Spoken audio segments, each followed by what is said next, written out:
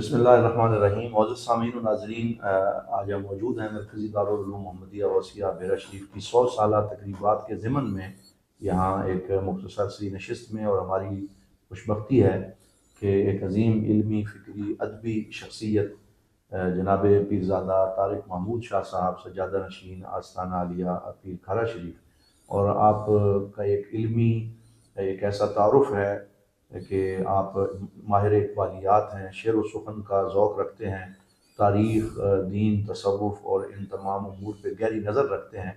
آج آپ مہمان خصوصی کے طور پہ یہاں جو کلیات اقبال کا بیت بازی کا مقابلہ ہوا اس میں بطور صدر محفل تشریف فرما ہوئے، تو ہم نے گزارش کی کہ کچھ خیالات آپ کے جو ہیں وہ سامعین تک پہنچیں۔ السلام علیکم ورحمۃ اللہ۔ وعلیکم السلام۔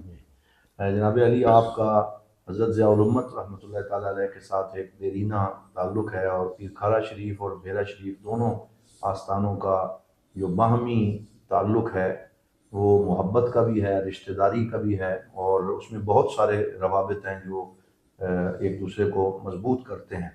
تو آپ اس حوالے سے ذرا 100 سالہ جو ایک عرصہ مکمل ہوا ہے اس پہ کچھ ارشاد فرمائیے گا۔ میں 100 سال کے بارے میں بات کرنے سے پہلے تھوڑا سا تعارف مزید آپ کو کروانا چاہتا ہوں۔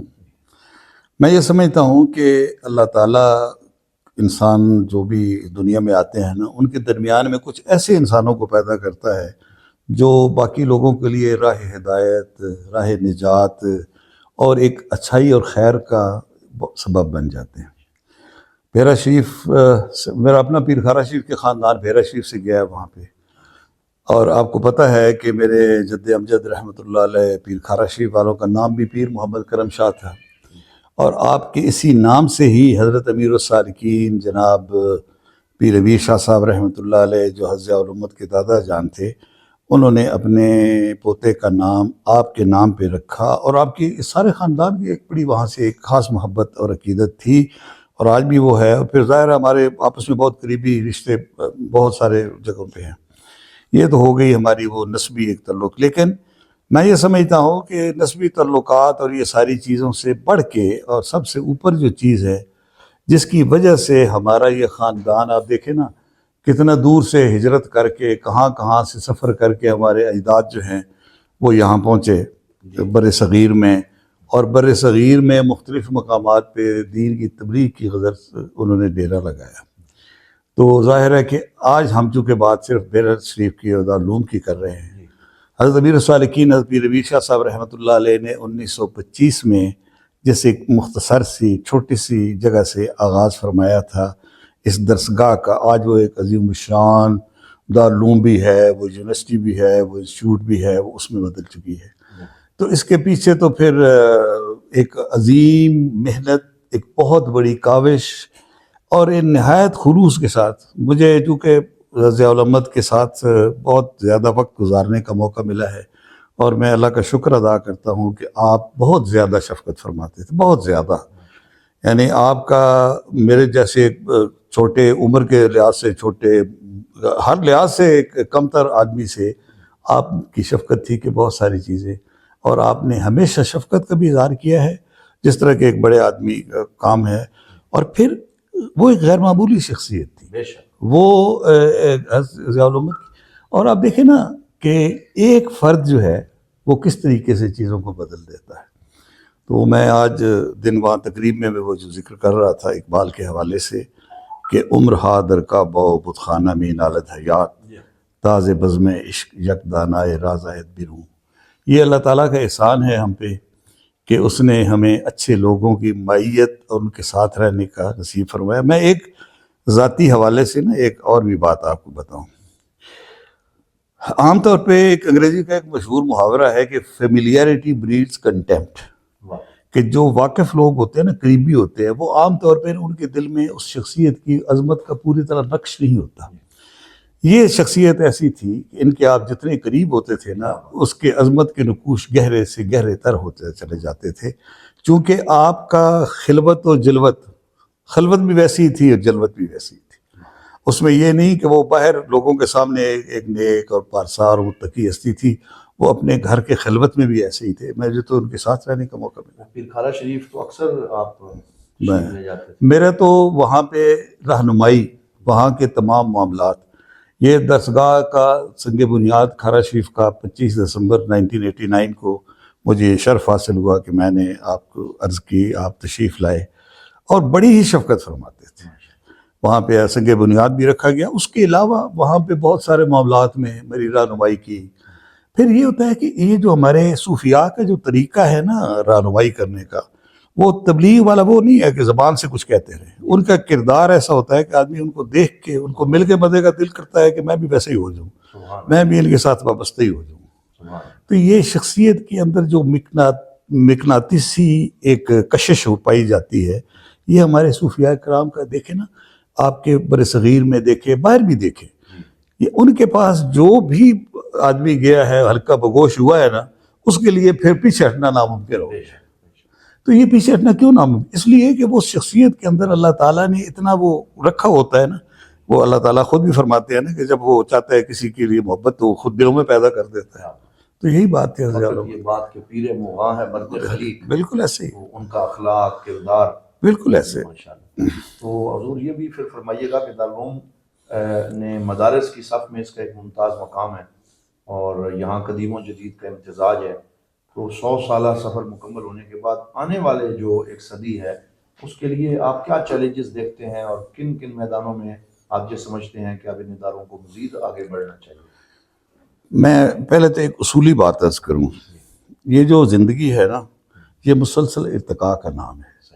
اس لیے کسی سٹیج کے اوپر بھی یہ کہنا کہ اب ہم تکمیل کر چکے ہیں اور اس سے آگے ہم نے نہیں جانا. دیکھیں، آپ خود دیکھیں، ہمارا جو دین ہے وہ بھی بنیادی خطوط اور فریم ورک مہیا کرتا ہے کہ اس کے اندر رہ کے آپ اپنی ترقی کے منازل طے کرتے رہیں. وہ نصاب کے حوالے سے ہو یا نصاب کے علاوہ ہو. دنیا میں جب ہم رہتے ہیں نا، تو اس دنیا کا ساتھ دینے کے لیے ہم نے اپنے اصولوں کو قربان کیے بغیر وہ علوم ضرور حاصل کرنے ہیں جس کے ذریعے ہم اس دنیا کا مقابلہ کر سکیں اور اس سے بہتر اپنے آپ کو ثابت کر سکیں. میں تو یہ سمجھتا ہوں کہ اگر مسلمانوں نے یہ ٹیکنالوجی یا ان چیزوں کے سے پیچھے رہ گئے تو یہ بڑے افسوس کا مقام ہے. دیکھیں نا، آج ہم مسلمان بحیثیت امہ ہم کس حیثیت میں ہیں کہ لوگ کہتے ہیں کہ جی فلانے کو ادھر سے ہم نکال دیں گے، فلانے کا ملک ختم کر دیں گے. تو یہ ساری چیزیں ایسی ہیں، ہمیں دعا کرنی چاہیے کہ جس طرح اقبال کی وہ دعا تھی کہ ہمیں اللہ تعالیٰ کو ایسا لیڈر میسر کرے کہ ہمیں وہ اس گرداب سے نکالے اور ہم اس سے نکل کے ترقی کی منازل طے کریں. حضور یہ بھی ایک فرمائیے گا کہ حضرت پیر محمد امین الاسناد شاہ صاحب نے اس لیگیسی کو اور اس پورے فن کو، علم کی خدمت کو جس طرح آگے بڑھایا ہے، تو ان کے حوالے سے بھی کچھ جملے آپ ارشاد کریں. دیکھیں، میں جتنے بھی اچھے الفاظ کہوں گا تو مجھے ایک دل میں احساس رہے گا کہ میں اپنے ہی لوگوں کی تعریف کر رہا ہوں. لیکن سچی بات یہ، دیکھیں، سب سے بڑی بات، ابھی ہم شاید آج ڈسکس بھی یہ بات کر رہے تھے کہ کسی بہت عظیم شخصیت کا جانشین ہونا بجائے خود ایک بہت بڑی ذمہ داری ہوتی ہے.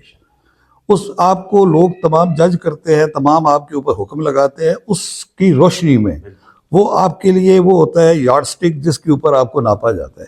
میں سمجھتا ہوں کہ پیر امین الاسناد شاہ صاحب نے اپنے اس جو ان کو مرتبہ اللہ تعالیٰ نے عطا کیا اور آپ کے والد گرامی رحمۃ اللہ علیہ نے کیا، اس کے اوپر کما حقو پورے اترے ہیں. بہت خوبصورت طریقے سے انہوں نے اس اپنی ذمہ داری کو نبھایا ہے. ہم ان کے لیے دعا گو ہیں اور اس درسگاہ کو کئی منازل انہوں نے طے کی ہیں. میں یہ ضرور کہوں گا کہ میں نے، چونکہ مجھے بہت زیادہ محبت ہے اور میں اکثر حاضر ہوتا رہتا ہوں، اس کا اگر میں اجازت دے تو میں یہ موازنہ کروں گا کہ گورڑا شریف میں حضرت اعلیٰ حضرت پیر میر علی شاہ رحمۃ اللہ علیہ کا جو مقام تھا ہم سب جانتے ہیں. اور اس کے بعد حضرت بہوجی صاحب جب آئے تو حضرت بہوجی صاحب نے اپنے والد گرامی، اگرچہ وہاں پہ اس طرح کا علمی ماحول نہیں تھا، ایک اور طرح کا تھا، لیکن انہوں نے اپنے والد گرامی کے اس مشن کو اتنا خوبصورتی سے نبھایا کہ آپ جائیں آج بھی تو اس کے وہ نقش نقوش محسوس ہوتے ہیں. تو اللہ تعالیٰ سے دعا ہے اور میں یہ سمجھتا ہوں کہ اس تعلم کو پھر دیکھیں، اللہ تعالیٰ نے اس خاندان میں سارے ہی ایک دوسرے سے اچھے ہیں، لیکن ابوالحسن شاہ صاحب، ڈاکٹر ابوالحسن شاہ صاحب جیسی شخصیات ہمیں دی ہیں جو اپنے ظاہر سے بھی اور باطن سے بھی اپنے والد گرامی کا نمونہ ہے. اس طرح باقی سارے صاحبزادگی بھی اپنا اپنا کر رہے ہیں. حضور میں آخر میں یہ چاہوں گا کہ آپ کو جب ہم سنتے ہیں، میڈیا پہ بھی کئی دفعہ آپ کی گفتگو مختلف چینلز پہ میں سنی، تو اس میں حضرت اقبال کا جب آپ پڑھتے ہیں تو ایک بڑا لطف محسوس ہوتا ہے، اور حضرت ضیاء الامت کو بھی بڑا شغف تھا. تو آپ اپنے حوالے سے یہ فرمائیے گا کہ کب سے حضرت اقبال کی طرف آپ کا یہ شغف کا جو سلسلہ ہے؟ ڈاکٹر صاحب میں شاید اس کی ٹریس تو نہ کر سکوں کہ اس کو کہ ابتدا کہاں سے ہوئی. اب تو ایسے لگتا ہے کہ کہیں پیدائش کے ساتھ ہی اقبال کے ساتھ محبت کو گھٹی میں پڑی ہوئی تھی. سبحان اللہ. مجھے اتنا یاد ہے کہ ایک دفعہ میں جب 9ویں جماعت میں تھا تو میری عمر 12 سال تھی. تھوڑا سا میرا اسکول ایجوکیشن مختلف ہے کیونکہ میں براہ راست 7ویں جماعت میں اسکول میں داخل ہوا تھا. ماشاء تو وہ ایک استاد ہمارے اردو کے تھے، انہوں نے کہا کہ جی 5 اپنی پسند کے شعر لکھے. تو اقبال کے وہ شعر میں نے لکھے ہوئے تھے جن کا مفہوم مجھے خود بھی نہیں آتا تھا کہ وہ کیا لکھا ہوا ہے. لیکن اقبال تو جیسے پھر اس بنے اور شعراء کو بھی بہت پڑھے ویسے وہ اقبال کے پڑھنے سے پہلے، لیکن جب آہستہ آہستہ وہ اقبال کا ایک بڑا ہی خوبصورت شعر ہے جس میں شعریت بھی کمال درجے کی ہے. وہ فرماتا ہے کہ آدمی کے ریشے ریشے میں سما جاتا ہے عشق. ہاں ہاں ہاں، کیا بات. آدمی کے ریشے ریشے میں سما جاتا ہے عشق، باد گل میں شاخ گل میں جس طرح باد سحرگاہی کا نام. واہ واہ، تو یہ اقبال جو ہے نا وہ سرایت کرتا ہے، اب وہ گہرا ہی ہوتا جاتا ہے. کیا بات، کیا وہ بالکل اسی طریقے سے ہوتا ہے. ماشاء اللہ. بس یہ دعا کریں کہ اللہ تعالیٰ ہمیں صرف اس کے افکار کے اوپر عمل کرنے کی بھی توفیق دے. حضور ہمارے سامعین ناظرین کے لیے آپ کو ویسے تو آپ کو سارے شعر ان کے اچھے لگتے ہیں، لیکن کوئی ایسا شعر جو آپ کو اقبال کا سب سے زیادہ پسند ہو وہ عطا فرما دیں. اب سونے کے ڈھیر میں سے آپ کہتے ہیں کہ ایک ڈلی اٹھا لیں. چلے لیکن میں چونکہ ایک ایسا شعر ہے ان کا جو میرے اللہ تعالیٰ نے جو مجھے مقامات رہائش کے لیے یا ویسے دیے ہوئے ہیں، وہ میں ہر جگہ پہ نا، مثلا میرے سلانے پہ بھی وہ جو کتبہ ہے وہ لکھا ہوا ہے، اسلام آباد، لاہور، باقی جو کھارا شریف، جس جگہ پہ میرا کہیں زیادہ رہائش ہوتی ہے تو وہ میں ضرور سامنے اپنے آنکھوں کے رکھتا ہوں. اور وہ ہے کہ خواجہ من نگاہ دار آبروئے گدائے خیش، آنکھ ز جوئے دیگراں پر نہ کنت پیالہ را. سبحان اللہ، سبحان اللہ، سبحان اللہ. آنکھ ز جوئے دیگراں پر نہ کنت پیالہ را. بس یہ ہے جی خواہش کہ حضور کی غلامی میں ساری زندگی جو باقی ہے وہ گزرے، اور وہاں پہ بھی حضور اپنے غلاموں کی کسی فہرست میں شامل فرما لیں. بہت آپ کے شکر گزار ہیں، آپ نے بہت خوبصورت گفتگو ارشاد فرمائی، اور آخر میں جو یہ شعر پڑھا یہ تو مسک الختام ہے، اور اس پہ جتنا غور کیا جائے تو حضرت اقبال کی بارگاہ رسالت مآب صلی اللہ علیہ وسلم سے جو ایک قلبی ان کا مضبوط تعلق ہے اس کا پتہ چلتا ہے.